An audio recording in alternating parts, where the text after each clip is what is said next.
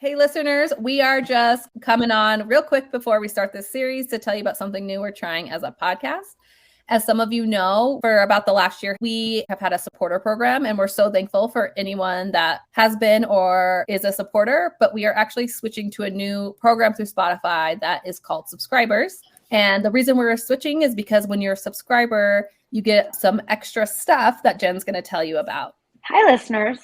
Going through Spotify, we are going to be able to offer you some bonus content, some early access to some of our episodes throughout the year, and we're going to pop on for some occasional Zooms. So we hope you join us. And if you are on Facebook, you can join our private Facebook group, which will also give you exclusive content, bloopers, more interactions with us, and you'll also be able to access the early episodes as well on the Facebook page. So yeah, it's really easy to sign up. You can go to the About on our Spotify's homepage and sign up there. We'll also put a link in the description of our episode and episodes to come, and we'll share the link on our Facebook and Instagram as well. We really appreciate your support. We work really hard on this podcast, and we are very excited to be able to have more interaction with our listeners. And yeah, let's get to the series. Oh, little Scouty. She's such a peculiar cat, Jen, because she looks like a full-size cat sometimes, and then she looks tiny, like a though. baby kitty sometimes. She's Like she tiny. looks like a tiny baby pocket kitten. She is sometimes. tiny. I used to put her in a baby doll carrier in the front around the house when she was a kitten. Yeah. And she'd suck my ear. Oh my She God. still sucks my ear though. Did you not know that, Jamie? No. Look on your face. I'm She's- allergic to cats. They try to kill me. I'm not Yeah. going to suck my ear. I don't even let my dog lick me. Hi, Laura. Yeah, That's so I'm not a funny, cat actually. girly. Hi. Hi, Laura. Hi, Laura. Hi. Hello and welcome to Table for Five with no reservations. Take a seat at the table for a fresh, sweet, salty, tart, and pleasantly bitter conversation. Hello, and thank you for taking a seat at our table. Today we are starting a new series, which is all about friends of ours who do what we do, which is we all found each other because we're bloggers and we like to share our stories all for different reasons. So we thought it'd be great to have some of our friends on and kind of talk to them about why they share what they do and why we feel the need to talk about our lives and our kids as much as we do. With me at the table tonight, I have Tabitha. Hello. Kim. Hi. Rachel. Hey, everybody. Jen. Hi, everyone. And I am Jamie. And tonight our guest is Laura. So we all met Laura the same way we all met, but later in time through Coop's Troops, which is the supporter page for Finding Cooper's Voice. And we're all on Kate Swinson's blog squad. So we're a bunch of bloggers who kind of work together and help each other out and help figure out what we're doing. Because like this podcast, most of us don't know what we're really doing. And she is from Arizona and she writes on a blog, Olivia's Extraordinary Journey. And I love her writing. Make sure you check out her page and give her a follow. It's really good. So hi, Laura. Thank you for being here tonight. Hi, everyone. Thank you for having me. Do you want to introduce yourself a little bit and your family? My name is Laura Simzyk. I live in Arizona. I've been married to my husband, Mike, for just under 30 years. Yeah, ups and downs. No, but we have 3 kids. My oldest, Aubrey, is 25. My middle, Michael, is 18. And my youngest, Olivia, is 14. We are originally from Chicago, but Mike and I have been here, well, for the full 30 years now. What are our hobbies? Gosh, I don't know. I don't think we have hobbies anymore. This is it, guys. Raising kids for 25 years. Yes, exactly. Yes, raising children for 25 years. And I don't know. I guess that's about it. That's all I've been doing. I'm a stay-at-home mom. Olivia has autism, sensory processing disorder, and anxiety. And her struggles and medical needs make it necessary for me to be home. She can miss a day of school at any time. She didn't go to school today. In fact, she wasn't feeling well. It happens a lot. I just can't seem to be able to work and care for her at the same time. So I'm a full-time caregiver to her. And yeah, that's about us in a nutshell. So your blog is mainly about Olivia because her name's in the title. Why did you start to share and why do you continue to share about your guys' journey? So I always shared on my personal page. So I've had my personal page for a long time. And I always shared things about Olivia there. A lot of people have been really nice about it. They don't really, a lot of people don't really understand, but they were always nice about it. But I always wrote because it's a release for me. It made me, I just needed to get it out. I've always liked writing. I wrote in high school, but I kind of got away from it for whatever reason. Life happens and, you know, you just aren't able to do the things that you used to do. And I always loved it. But it was like a release for me because I am a stay-at-home mom. I don't get to go to work and see something different. This is it. Morning, noon, and night. This is what I do. And so it just helped me release all of the things that I was thinking and feeling and just trying to sort through in my mind. I never really thought about starting a blog page, but once I joined Coops Troops and I started doing like the Zooms with people from Coops Troops, the aggression group and the girls group and different groups, Miss Jennifer Dunn had said to me one time, you know, how come you don't have your own page? You know, I've read your writing. It's really good. You should have your own page. You could help people. And I was like, oh, I don't know. You know, I've thought about it here and there, but you know, I don't know. And I kind of that put it in there. And then somebody else said something to me about it. And so I just started thinking more and more, well, maybe I'll do it. And so one day last January, I just picked a day and I just did it. I just went all in and did it. And it felt really good because I was coming off one of the hardest years of my life. I had just lost my mother, and it hit me hard, and I sank into kind of a deep depression. It was really really hard, and something about the writing and putting it out there and getting the feedback, it just started. I don't know. It woke up a part of me that had been sleeping for a long time. And I like helping other people because like reading all of your blogs and all the stuff from Coops Troop, that helped me immensely because I'm 10 years into the, no, I'm sorry, 12 years into this. And when I first started, there was nothing. There was nothing. And as you guys know, some of you that have been doing this for a long time, what was out there was extremely scary. Scary. In fact, one of the bigger names, I won't say it here, but they likened autism to somebody coming and stealing your child out, you know, out of the night like a predator. It was horrifying. And so I just didn't know where to go. And then once I did start learning stuff, there wasn't a whole lot about girls either. Yeah. It was all boys. And so I was like, gosh, you know, so when I started thinking about, well, what about when she hit puberty? And I just felt on an island by myself. So when I got to Coops Troops and I found Jen, I really connected to you, Jen. Like there was something about Kaya and your story. I was like, oh gosh, that could be Olivia. Yes. And it just connected. And then the same thing with you, Kim. I swear some of the things that you write, I feel like I could have written them myself. And it's just nice. It's just nice to have that. So when I started my page, I was really hoping I could be that for somebody else. And I hope I am. It's amazing. It's amazing. I love that. And I think, like you said, when I first started going through this, I would share things on my personal page and stuff a lot. And some people are really nice of it, but you immediately kind of feel like people get sick of it. like, oh, here's the autism mom, like going on and on about. And there's something about starting your little section of the internet where like people can come to who are looking for someone to relate to. And then you kind of build your own little community from that. And it's really cool. And then also having each other to build that community with, because we even forget sometimes, I think since we've all found each other, like how isolating it was in the way that you're always explaining, like you didn't know anyone else in your situation.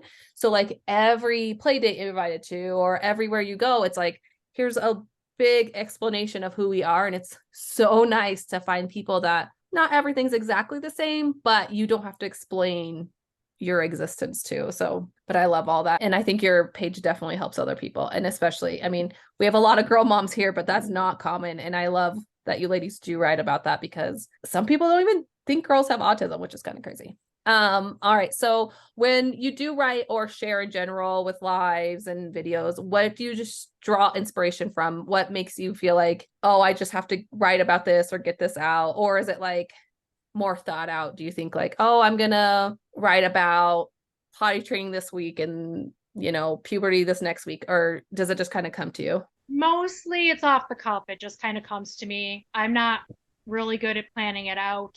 In fact, some of my things that have done the best, it seems I didn't put as much thought into it. It's so strange. Some of the ones. Welcome to blogging. Yeah. Yes, we're all shaking our head for our listeners.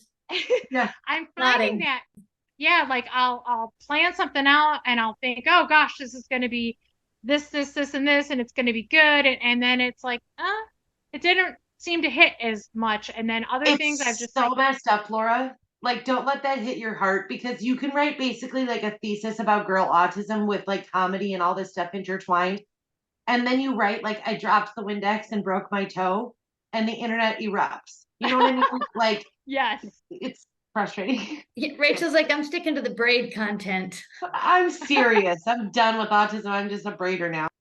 Oh, you're amazing though. Oh my gosh, it's so cute. I love it. It's heavy, which she loves. I didn't mean to interrupt. Oh no, that's okay. No.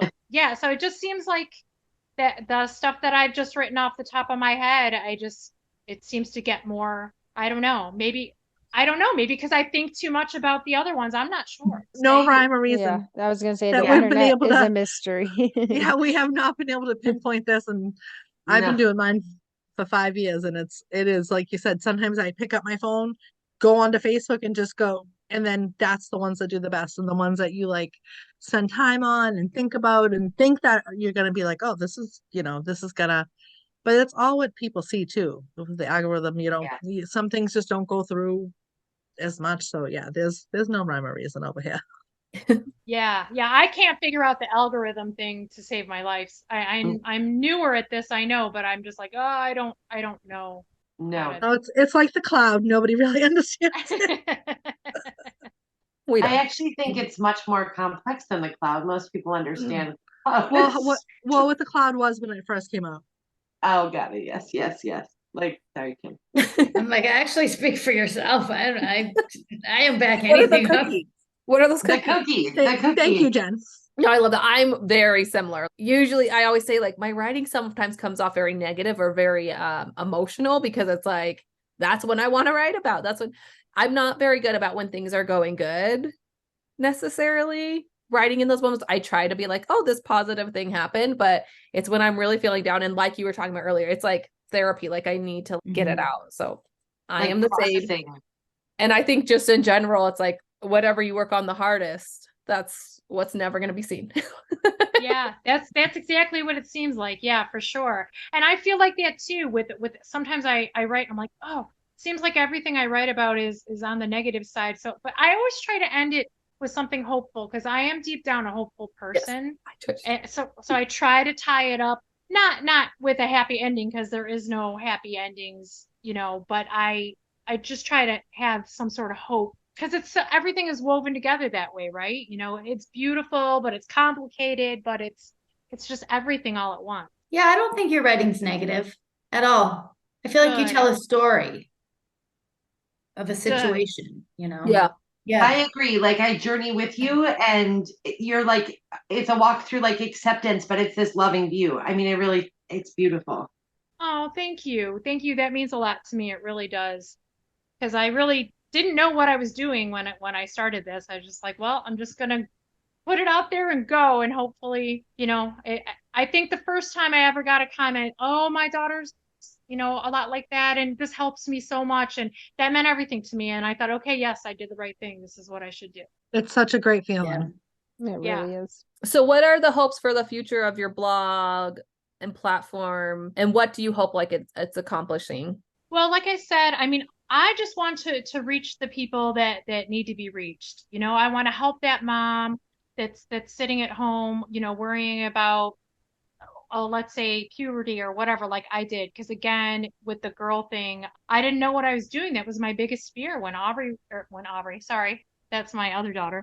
When Olivia was, I mean, still a fear in typical parenting, but this Yes. is extra. Yeah. yes. Oh yeah, definitely. Yeah. It was no walk in the park for either girl, but with Olivia, I just remember, gosh, when she was like 5, 6, 7, 8, I'm like, how am I going to do this? How do I explain it to her? What do I do? And there was nothing on the internet, especially for a non-speaking child. Like I had to do all that myself and go through it and just work through it on my own. And if I can help somebody else and alleviate those fears or inspire them in any way, that's my hope. That's always going to be my hope. That's always going to be number one. That's why I do it. I totally So, get that too, because that's exactly how it was for me, because it wasn't talked about, like, and you just didn't know anybody that was going through the hard stuff. Like, Mhm. it just very much felt like it was just you and your family for us, just because obviously they didn't have blog pages on Facebook, they didn't have Facebook, they didn't have stuff like that when, Alyssa was diagnosed. So it's like, I think that feeling alone of being alone is like the hardest thing. And when that's lifted, I think it just changes everything. It's so nice and to have people to look to who have older girls, especially. Nora's just 4, but it's nice to like see that girl perspective moving forward. absolutely. And especially when they're non-speaking like that, because Yeah. what I did with her, I didn't even know if I didn't know if she was taking it in. I Mhm. was just doing what I do and saying all the things and hoping that she was getting it. And then when it came back to us, when it was time, she was listening. She did hear me.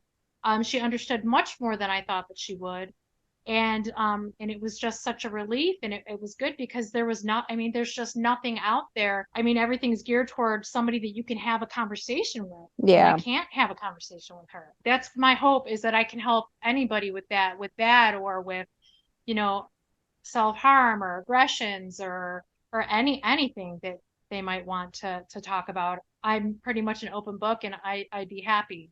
And I hope that anything that I write about, that's why I'm honest in my writing, Mhm. because I want We them to can take. feel that. I will say, I followed your page since the gate, and I don't care if it's on Olivia's page or if you're answering on the Coops Troop. I often have a notification about your message someplace, and you have this way about your words where you weave the hope in with honoring that something is hard as hell or is terrifying and could cause anxiety or whatever. I just love your responses, and specifically about, we've got this girl thing going on, right? But we are a small group within an already, like, a minority of kids have autism, and a very small majority of those, or a small section, are girls. Anyways, it's incredible. It's just incredible to watch your story. I feel like you have such acceptance, both of like the anxiety aspects and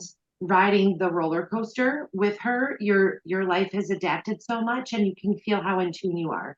And I love that you can put that in your responses to people, because I remember being when Celie was 4, and I'm terrified typing in that group. Thank you. Yeah, because I always want to acknowledge the hard, and give some hope at the same time, because that's what we all need. It's so hard. You don't want to be told, well, everything's going to be fine, everything's fine, because some days you're like, no, not everything's fine, it's not fine. And so I just try to be cognizant of that. Even as a listener on our podcast, you comment so frequently on Monday mornings, and it's just so refreshing to It see is so nice. the whole take. It's like you could write our description and summaries for us. I'm your little stalker. Yeah, I just love it. I that. love I it. I'm love like, that, oh, what did we talk about, Laura? yeah, no, I just identify so much with, I mean, I just find myself, oh my gosh, yeah, that's me. I just identify with so much, with all of your perspectives on things. And it's just, it excites me because there's nothing like you guys out there. I mean, yeah, there's other podcasts out there about this subject maybe, but I mean, it's 5 women and their perspectives, and it's just, there's humor, and it's serious, and it's just all of the things. And I really love all of Oh, thank That's so you. nice. You gave me chills, Laura. That's so nice. What I love about your writing is it is, like Jen was saying, it's like little stories, but like things that happened. But I love how you take like you wrote one a couple weeks ago. I have no sense of time, about just going for a walk with your son, your teenage son, and yeah. like how like that moment, it was like 20 minutes, like you got 20 minutes with your son. And it was just so, I'm not there yet as a mom, but I get that, like, so relatable that that's all you want as mom. But you do like these little instances, which I think so many people can relate to. At least, I mean, you mainly write about Olivia, but like about just being a mom, and like about each of your kids, little things that happen. And it's just breaking down those moments. And it's like, oh yeah, I totally relate to this, like parent teacher conference, or whatever thing you guys have been through. I just love that, because it's not broad is good too, but it's not like so broad that you're like, oh, I'm covering all this. It's like, oh, these little moments that we all experience. And I really love that. And I'm so grateful for your writing and your perspective and how clear and concise it is, because I think it's very important. So, and there's a thank lot of you. sibling talk, yes, which is cool. I was literally just gonna say that. I love the sibling stuff. Same, me too.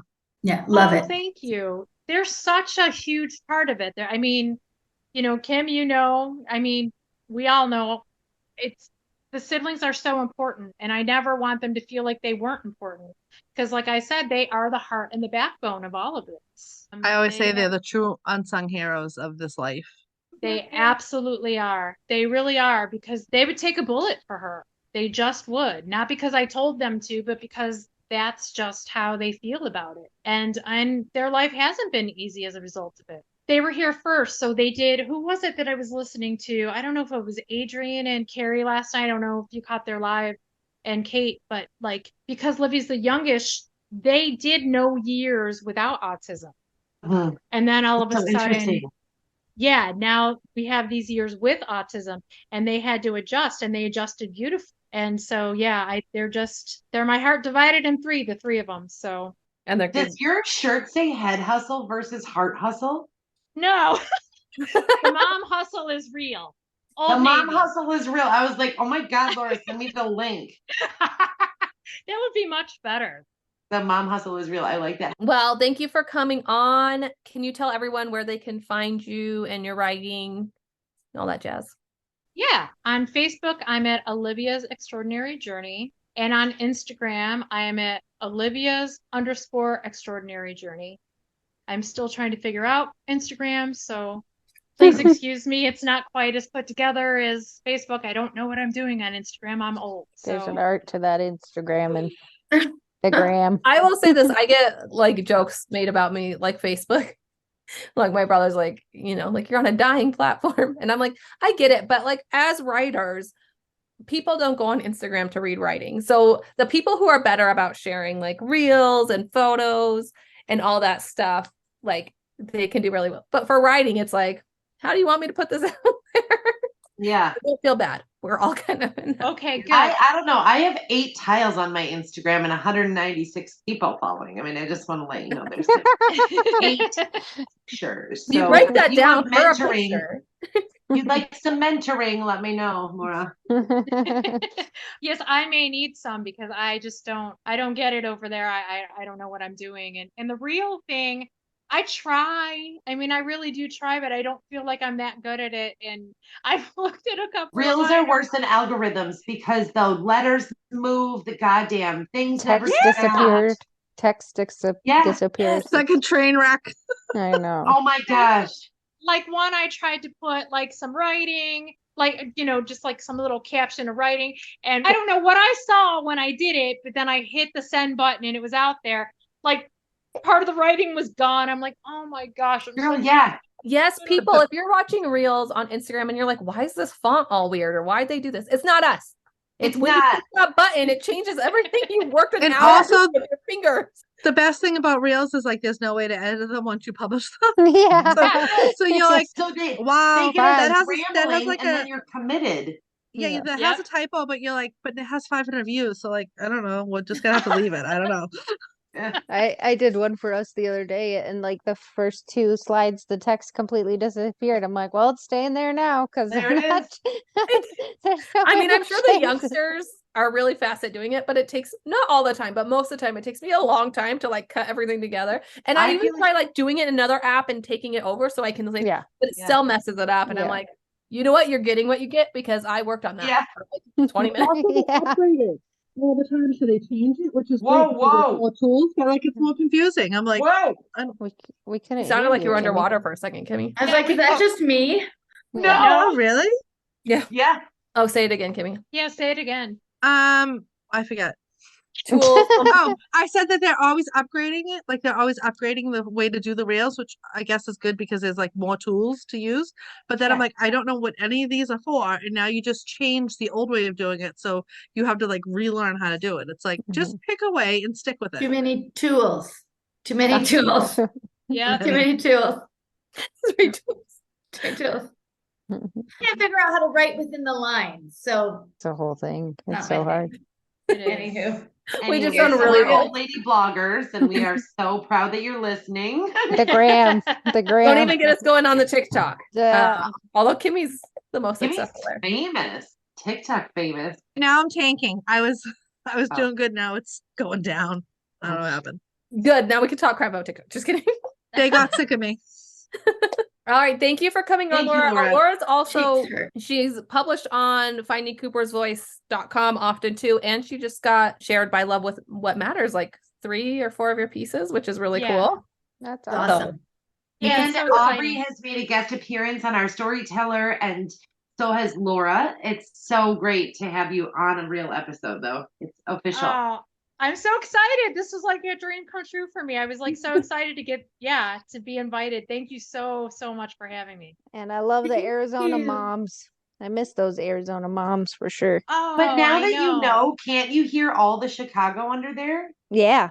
Yeah. Now Oh, that yes. I know, I'm like, oh, girl. Yes. Hey, Midwest. When you said that, I was like, bingo, ding, ding, ding, Yeah. ding. Yeah, Yeah. yeah, I still have the accent. I don't know how, Yeah. but I do. You You do. do have that accent. We love an accent here. We Yes, do. you do. Okay, good night, everybody. Good All night. right, bye guys. Bye. Thank you so much. Thank you, Laura. Bye. Bye-bye. Thank you for joining us at the table for this episode of the Table for 5 No Reservations podcast. If you are enjoying the podcast, please remember to rate and review us wherever you're listening. If you'd love more content from us and to be part of our community, make sure to become a subscriber. You can find the link in the description of this episode. Join us next Monday for more, and while you wait, follow us on Facebook and Instagram. See you next time.